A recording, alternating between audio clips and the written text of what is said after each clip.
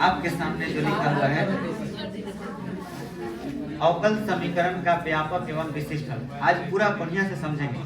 आपको कोटि और क्या बोलते हैं, कोटि और घात, ये कल एक्सप्लेन कर दिए थे कि जिसमें बहुत ज्यादा घात होता है, सॉरी कोटि होता है, जिस पद का अवकल समीकरण में जिस पद का कोटि ज्यादा होता है उसी के घात को पूरे अवकल समीकरण का घात कहा जाता है और कोटि भी कहा जाता है।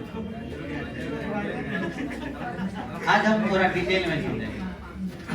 हम सबसे पहले समझेंगे कि अवकल समीकरण होता क्या है। यहाँ से मेन कहानी आपकी शुरू। क्या है अवकल समीकरण? Differential equation. थोड़ा देर के लिए बात बंद कर देंगे क्योंकि ये दिसंबर का महीना है। डिफरेंशियल इक्वेशन पहले ही बता दिए।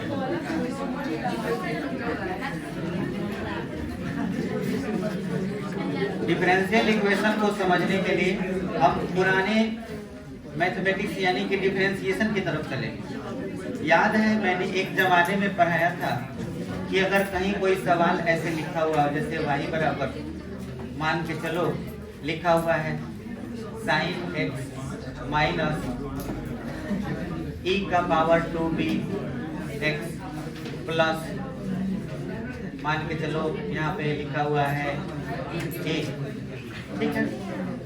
अब हम आपसे बोले कि इसका डिफरेंशिएशन करो तो dy बाई dx बराबर साइन का cos x आएगा, इसका 2b बाहर i का पावर 2bx और फिर a का क्या हो जाएगा 0 हो जाएगा। बात मत करो, देखो बहुत अच्छा बात बता रहे हैं। ये अवकल समीकरण में किसको अवकल समीकरण कहेंगे वही चीज समझना है। जब आप किसी भी फलन का डिफरेंशिएशन कर देते हैं तो कर देने के बाद जो भी प्राप्त होता है, जो लाइन प्राप्त होता है, ये पूरा सब को हम लोग क्या बोलते हैं, ये हमारा अवकल समीकरण है। ये अवकल समीकरण होगा। बात समझ में आया? और ये जो आप देख पा रहे हैं, ये वाला जो टर्म आप देख पा रहे हैं, ये एक फलन था जिसका आप डिफरेंशिएशन किए। तो याद रखना है कि जिसे तुम अवकल समीकरण कर रहे हो, तुम डिफरेंशिएशन किए थे तब ना तुमको ये प्राप्त हुआ। इस पूरे सवाल को तुमने सॉल्व किया, तुमको अवकल समीकरण प्राप्त हुआ। लेकिन ये जो पूरा सवाल है, ये पूरा सवाल, इसको कहा जाता है अवकल समीकरण, अवकल समीकरण का हल। मतलब असल में इस अध्याय में तुम जो पढ़ रहे हो, इस अध्याय में ये क्वेश्चन है और ये आंसर है। बात समझ में आया? पहले तुम इसे क्वेश्चन समझते थे और इसको आंसर समझते थे। इस सवाल में उल्टा है, ये क्वेश्चन है और ये आंसर। बात बुझाया? तो अवकल समीकरण का मतलब जिसमें dy बाई dx लिखा हुआ रहेगा। हो सकता है कि dx से गुना करके भी लिखा हुआ रहे, जैसे dx इधर लिखा रहे dy उधर लिखा रहे, तो वो अवकल समीकरण हो जाएगा। और जिससे ये आया वो हमारा क्या कहलाएगा, हल। तो सवाल अब आपको बुझा रहा हो कि सवाल ये दिया रहेगा, आपको ये प्राप्त करना है। क्लियर है? हाँ, तो वही चीज सीखना है और भी तरीका सीखना है।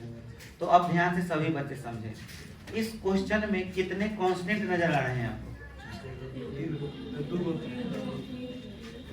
बी है। अच्छा, कांस्टेंट मतलब समझते हो ना? 2b कांस्टेंट अचर राशि। अचर राशि भी दो किस्म का होता है। जैसे मान के चलो 1 2 3 ये सब जो बोल रहे हैं अचर राशि है। ए बी सी को भी हम मान लेते हैं कि ये कौन सी राशि है, अचर राशि। तो हम इस टाइप पे ए बी सी वाले टाइप पे अचर राशि की बात करें तो वो कौन है? ए है और क्या है? बी है। अगर हम चाहें तो a के बगल में a प्लस सी भी लिख दें तो क्या फर्क पड़ता है? डिफरेंशिएशन तो 0 ही है। लेकिन यहाँ x के बगल में अगर a लिख दें तब फर्क पड़ता है। डिफरेंशिएशन होगा तो यहाँ पे a भी आएगा। बात बुझाया? कांस्टेंट में कांस्टेंट से गुना हो तो एक कांस्टेंट आता है, एक कांस्टेंट ही आता है।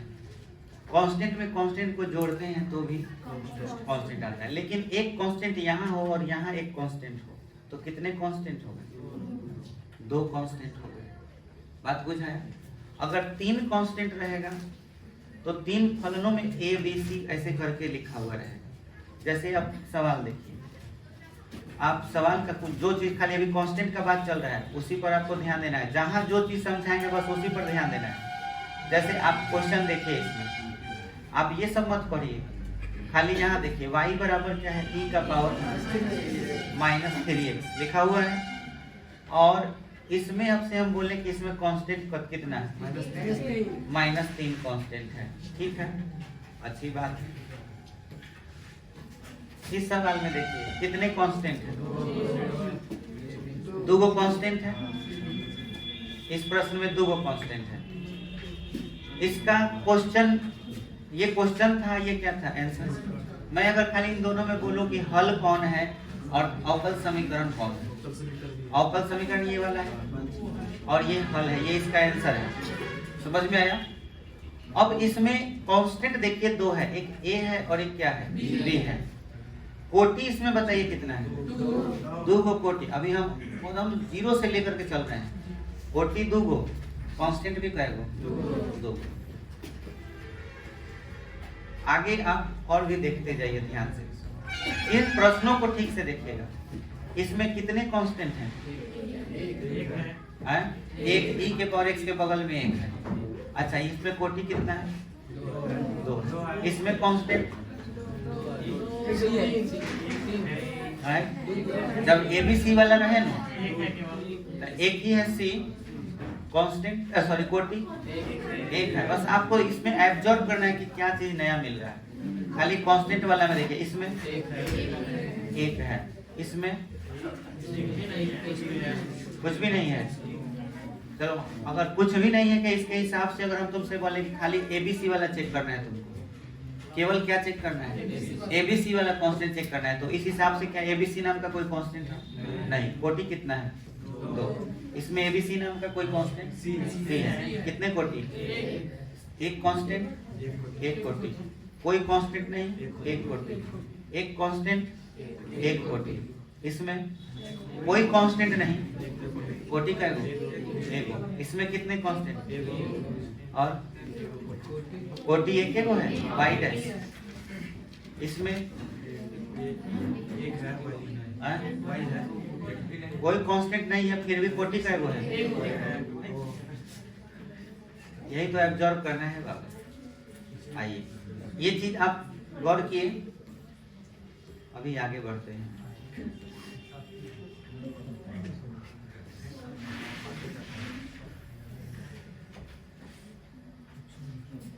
ये सवाल देख रहे हो, इसमें कितने कांस्टेंट हैं? एगो ए और एगो बी। सवाल को बनाने के बाद लास्ट में ये आंसर है। कोटि कितने हैं? फिर से देखिए, कितने कांस्टेंट? कोटि कितने? 2। इस प्रश्न में कितने कांस्टेंट हैं? 2। देखना, अभी याद हो जाएगा। कोटि देखो, यहाँ 2 लिखा हुआ है, 2 कोटि। इस प्रश्न में खाली यहाँ गौर करो, कितने कांस्टेंट हैं? सिर्फ एक ही कांस्टेंट है। आंसर चेक करते हैं, ये रहा आंसर। कितने कोटि हैं? 1 ही कोटि। इस क्वेश्चन में चेक करते हैं। क्वेश्चन ये है, ये y² 4x, ठीक है। कितने कांस्टेंट हैं? 1 कोटि। सब कोई देखा, बहुत बढ़िया, अच्छा चीज देखा है। बस हमको इतना बताओ, एबीसी जैसा कांस्टेंट रहता है तो कोटि कितना रहता है? बस एक ऑब्जेक्टिव क्लियर। अब तुम खुद एक क्वेश्चन का आंसर ऑब्जेक्टिव का इसमें दोगे। जैसे इसी बुक में आपको क्वेश्चन में ऑब्जेक्टिव नीचे 2 दिखाई दिया होगा, देखा है? सवाल को ठीक से पढ़ना और सही से सही जवाब देना। ये नहीं, यही वाला था ना? पढ़ो सवाल। 4 कोटि वाले एक अवकल समीकरण के व्यापक फल। अच्छा, हम तुमको क्वेश्चन आंसर बोल रहे थे ना, इस चैप्टर में किससे क्वेश्चन आंसर बताना, हमेशा के कारण भी पूछेंगे, खाली इतना बताओ। जिसे हम पहले क्वेश्चन बोलते थे अब उसे हम क्या बोलेंगे? आंसर। अच्छा, अभी इस चैप्टर में इसका नाम क्या है? हल। अवकल समीकरण जो क्वेश्चन होता था उसको हम आज अब क्या नाम दे दिए? हल नाम दे दिए। लेकिन हल का पूरा नाम है व्यापक हल। हल का पूरा नाम क्या रहेगा? व्यापक हल। क्लियर हुआ? व्यापक हल का मतलब हुआ जो पहले हम क्वेश्चन बनाते थे और उसको डिफरेंशिएशन करते थे तो क्या मिलता था? आंसर मिलता था ना। इसमें कौन सा वर्ड लगा है? व्यापक लगा है। थोड़ा ध्यान से समझिएगा। आंसर आपको अब समझ में आ रहा होगा क्या आंसर होगा? 4, क्योंकि कोटि कितने हैं? तो स्वेच्छ अचरों की संख्या भी 4। अब स्वेच्छ अचर बताओ किसको कहा जा रहा है? एबीसी को। अब तुमको समझ में आ गया होगा कि हम एबीसीडी वाले को कौन से अचर के नाम से जाने? स्वेच्छ अचर। तो जब भी हम स्वेच्छ अचर बोलेंगे तो दिमाग में एबीसीडी आना चाहिए। बात बुझाए? अगर स्वेच्छ अचर नहीं होगा तो उस कंडीशन में कौन सा अचर होगा? 1 2 3 4 होगा। 1 2 3 4 मतलब कि स्वेच्छ अचर नहीं है। क्लियर हुआ? अब सभी बच्चे बताएं, ये जो प्रश्न अभी अभी आप देखे हैं इसमें स्वेच्छ अचर है कि नहीं? स्वेच्छ अचर नहीं। इसमें बताओ अवकल समीकरण कौन है? y double dash minus y dash बराबर 0। ये अवकल समीकरण है। क्लियर? ये अवकल समीकरण है। तो इसका हल कौन है? अब ध्यान से सुनना और बताते जाना। तुम बोले हो कि सर इसका हल ये होगा, ठीक है, एकदम सही। इसमें बताओ कि ये क्या है? समीकरण है, अवकल समीकरण। ये अवकल समीकरण है। ये भी हल है कि नहीं है ना? और इन दोनों हल में क्या अंतर? इसमें स्वेच्छ अचर है, इसमें स्वेच्छ अचर। तो हल भी कितने किस्म का? 2 किस्म का। तो अब 2 किस्म का है तो उसे भी तो याद रखना जरूरी है, कोई नाम देना जरूरी है ताकि हमको याद रहे। एगो हल होगा स्वेच्छ अचर वाला और एगो हल होगा स्वेच्छ अचर वाला नहीं, मतलब उसमें स्वेच्छ अचर होगा ही नहीं। समझ में आया? तब इस हल का हम नामकरण कर दिए। जिसमें स्वेच्छ अचर होगा उसका नाम व्यापक हल होगा और जिसमें स्वेच्छ अचर नहीं होगा उसका नाम विशिष्ट हल होगा। और अभी अभी हेडिंग इसी चीज का दिए। देखो यहाँ हेडिंग दियो ना कि अवकल समीकरण का व्यापक एवं विशिष्ट हल किसको कहते हैं। तो तुमको सीधे सीधे बोलना है कि जिस अवकल समीकरण के हल में है ना स्वेच्छ अचर मौजूद होगा तो उसे हम क्या कहेंगे? व्यापक हल। और जिस अवकल समीकरण के हल में स्वेच्छ अचर मौजूद नहीं होगा उसे हम विशिष्ट हल कहेंगे। बोलो क्लियर हो गया? तो टेस्ट देके तुरंत डेफिनेशन लिखिए।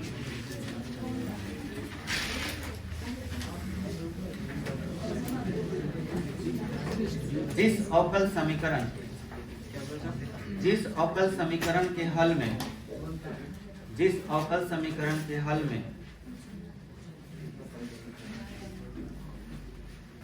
स्वेच्छ अचर, जिस अवकल समीकरण के हल में स्वेच्छ अचर ब्रैकेट में लिख देना एबीसीडी, एबीसी कर दो, मौजूद होगा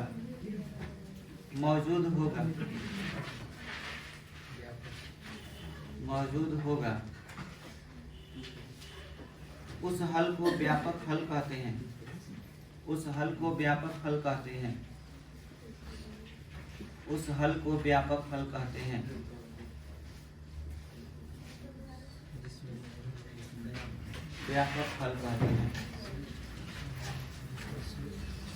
और जिसमें स्वेच्छ अचर नहीं होगा उसे विशिष्ट हल कहते हैं।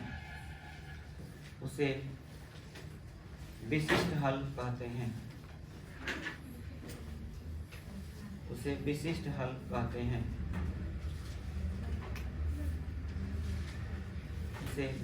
हल कहते हैं।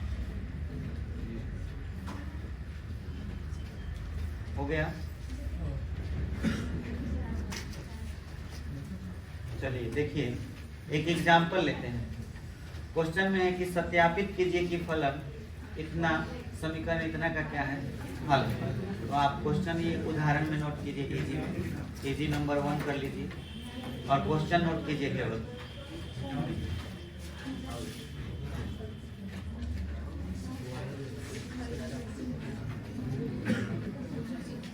क्वेश्चन ये नोट कीजिए।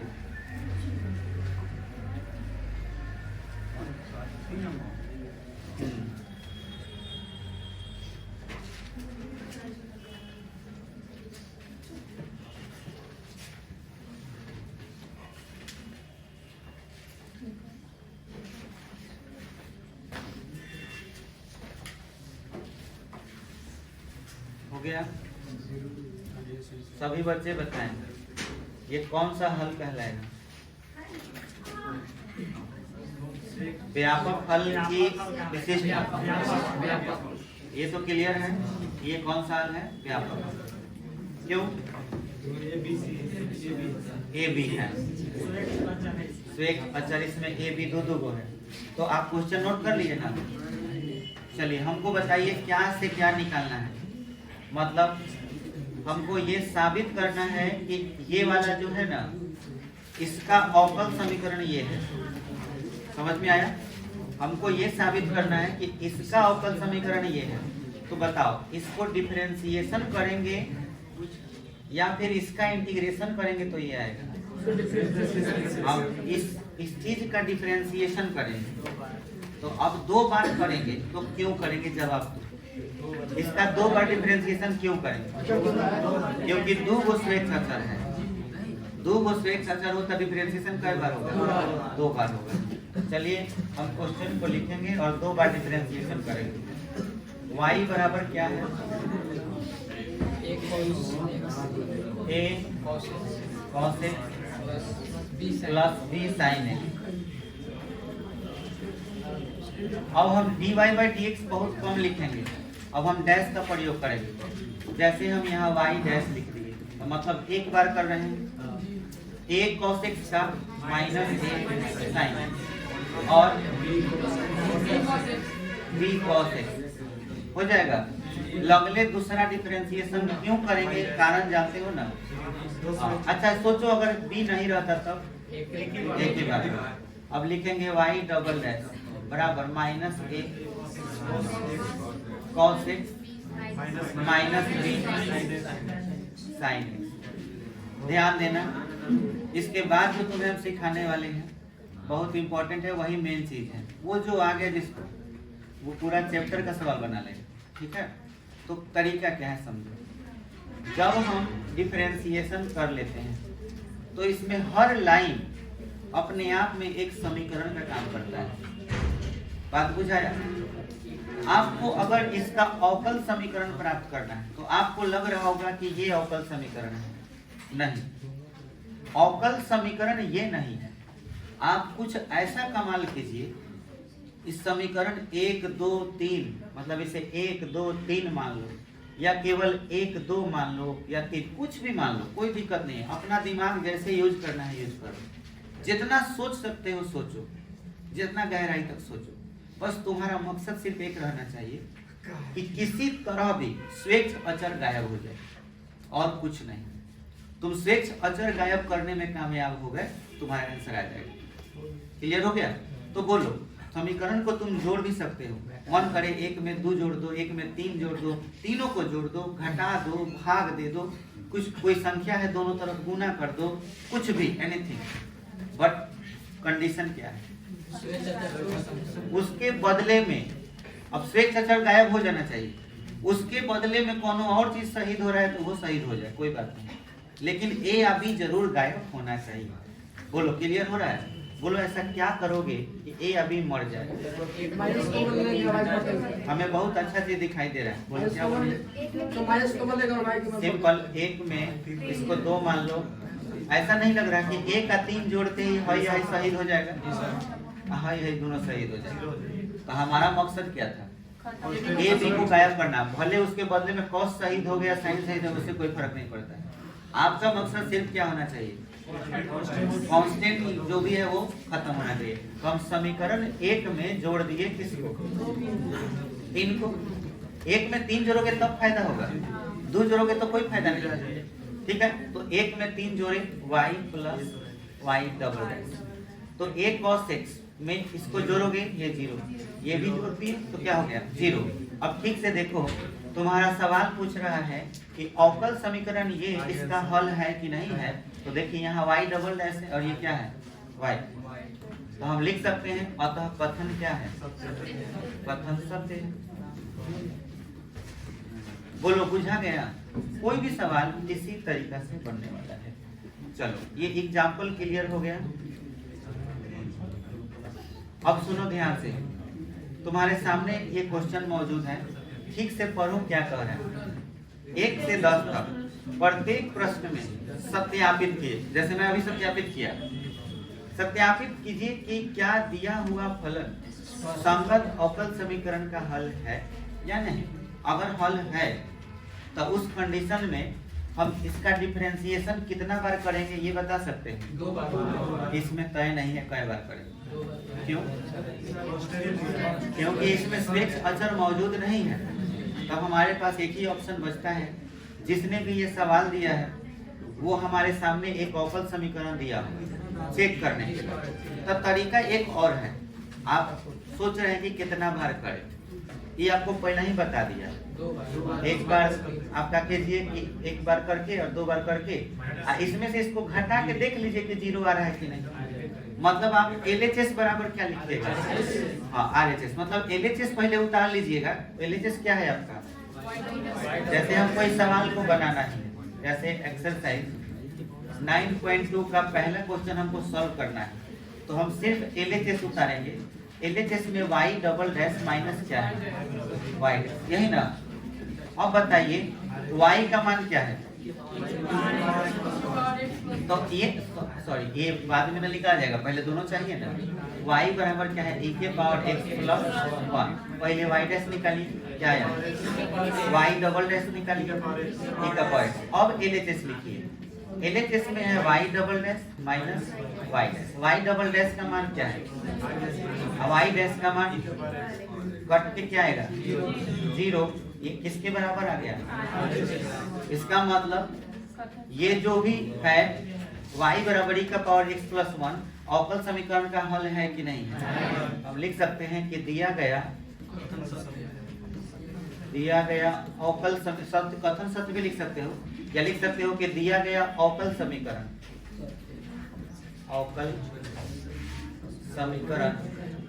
का हल, ये जो दिया हुआ का हल है। दिया गया अवकल समीकरण का यह हल जो है सत्य नहीं है, हल है। अगर हल नहीं रहता तो हम लिख देंगे हल नहीं है। बोलो क्लियर हो गया? चलिए अब बताइए इस सवाल को कैसे बनाइएगा।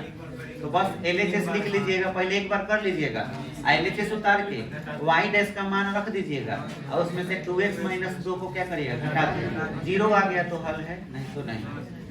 बोलिए कि सब हो जाएगा? ये टोटल सवाल आप लोगों को कर लेना है। देखिए ना सब हो जाएगा। हाई बिंदु देख के घबरा मत जाइएगा, सवाल सब बना लेना है। कहीं और देखिए ना, रुके ना देखिए। एक हो ना, एक दिन में 2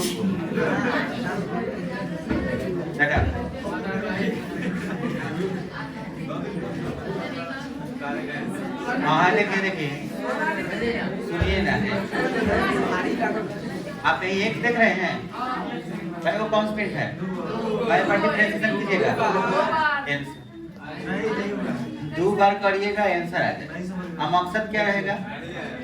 इसी तरह भी ए या बी को गायब कर देना, चाहे जैसे करो। इसको कई बार कीजिएगा?